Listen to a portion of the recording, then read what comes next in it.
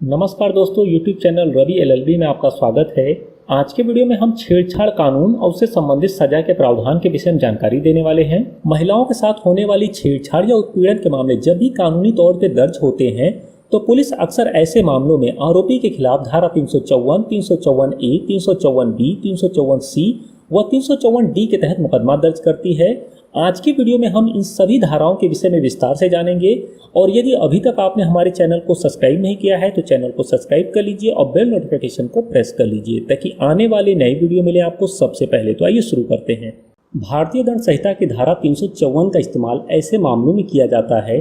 जहां स्त्री की मर्यादा और मान सम्मान को क्षति पहुंचाने के लिए उस पर हमला किया गया हो या उसके साथ गलत मंशा के साथ जोर जबरदस्ती की गई हो। धारा 354 किसी भी स्त्री की लज्जा या उसकी इज्जत को भंग या नष्ट करने के उद्देश्य से उस स्त्री पर हमला या आपराधिक बल का प्रयोग करने से संबंधित है। धारा 354 के अनुसार अगर कोई भी व्यक्ति किसी भी स्त्री के मान सम्मान को भंग करता है या किसी भी गलत नियत के साथ जोर जबरदस्ती करता है जो कि गलत इरादे के साथ हो एवं वह यह सब जानते हुए करता हो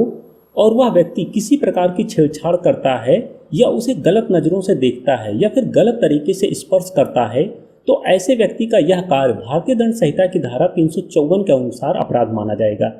धारा 354 में सजा का प्रावधान। धारा 354 किसी महिला के साथ उसकी लज्जा भंग करने के उद्देश्य से उसके साथ आपराधिक बल का प्रयोग करने या उस पर हमला करने से संबंधित है और जो व्यक्ति ऐसा अपराध करता है तो ऐसे व्यक्ति को इस धारा के प्रावधानों के अनुसार दंडित किया जाता है। ऐसे व्यक्ति को साधारण कारावास की सजा हो सकती है जिसकी समय सीमा को 5 वर्ष तक बढ़ाया जा सकता है और इस अपराध में आर्थिक दंड का भी प्रावधान किया गया है जो कि न्यायालय आरोप की गंभीरता और आरोपी के इतिहास के अनुसार निर्धारित करता है। ये एक अजमानती अपराध है और पुलिस बिना किसी वारंट के आरोपी को गिरफ्तार कर सकती है। धारा 354A के अनुसार जो कोई व्यक्ति किसी महिला को गलत निगाह रखते हुए उसे छूता है, उसे शारीरिक संबंध बनाने के लिए कहता है या उसे उसकी इच्छा के बिना या फिर उसे उसके विरुद्ध अश्लील साहित्य दिखाता है या फिर उस महिला पर अश्लील कमेंट छीटाकशी करता है या अश्लील शब्दों का प्रयोग करता है तो भी यौन उत्पीड़न का दोषी होगा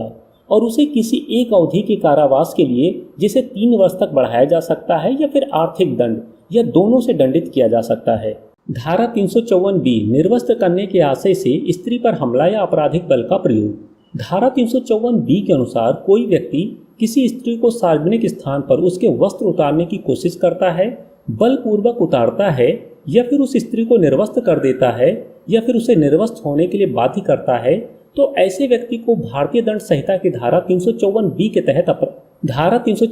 के तहत आरोपी ठहराया जाएगा। ऐसे व्यक्ति को दोनों में से किसी भांति के कारावास से जिसकी न्यूनतम अवधि 3 वर्ष तथा अधिकतम अवधि 7 वर्ष तक के कारावास से दंडित किया जाएगा और जुर्माने से भी दंडनीय होगा। ये एक अजमानती अपराध है। धारा 354C छिपकर महिला के निजी क्षणों की तस्वीर खींचना, देखना या फिर शेयर करना। धारा 354C के अनुसार अगर कोई व्यक्ति किसी स्त्री को जानबूझकर नहाते समय, शौच करते समय या फिर उसके निजी क्षणों को छिपकर देखता है या उसकी तस्वीर लेता है या किसी अन्य व्यक्ति को दिखाता है या फिर उस तस्वीर को शेयर करता है तो यह कार्य भारतीय दंड संहिता के तहत अपराध की श्रेणी में आता है। ऐसे व्यक्ति पर भारतीय दंड संहिता की धारा 354C के तहत केस दर्ज होता है और दोषी पाए जाने पर सजा मिलती है। धारा 354C में सजा का प्रावधान। अगर कोई व्यक्ति किसी स्त्री की ताक झांक करता है, छिप छिप कर देखता है तो इस स्थिति में उस व्यक्ति को दोषी पाए जाने पर अधिकतम 3 वर्ष तक के कारावास का प्रावधान है। ऐसे व्यक्ति को जुर्माने से भी दंडित किया जा सकता है और ये एक जमानती अपराध है। अगर कोई व्यक्ति किसी स्त्री के निजी क्षणों की तस्वीर खींचता है या निर्वस्त्र स्त्री की तस्वीर खींचता है और उन तस्वीरों को कहीं शेयर करता है तो उस व्यक्ति को दोषी पाए जाने पर 3 से 7 साल तक के कारावास की सजा का प्रावधान है एवं जुर्माने से भी दंडित किया जा सकता है और ये एक अजमानती अपराध है। धारा 354D पीछा करना। धारा 354D के अनुसार यदि कोई पुरुष किसी गलत इरादे के साथ किसी महिला का पीछा करता है या उसके स्कूल, कॉलेज या फिर ऑफिस आते जाते समय उसके यातायात वाहन का पीछा करता है तो ऐसा कार्य अपराध की श्रेणी में आएगा।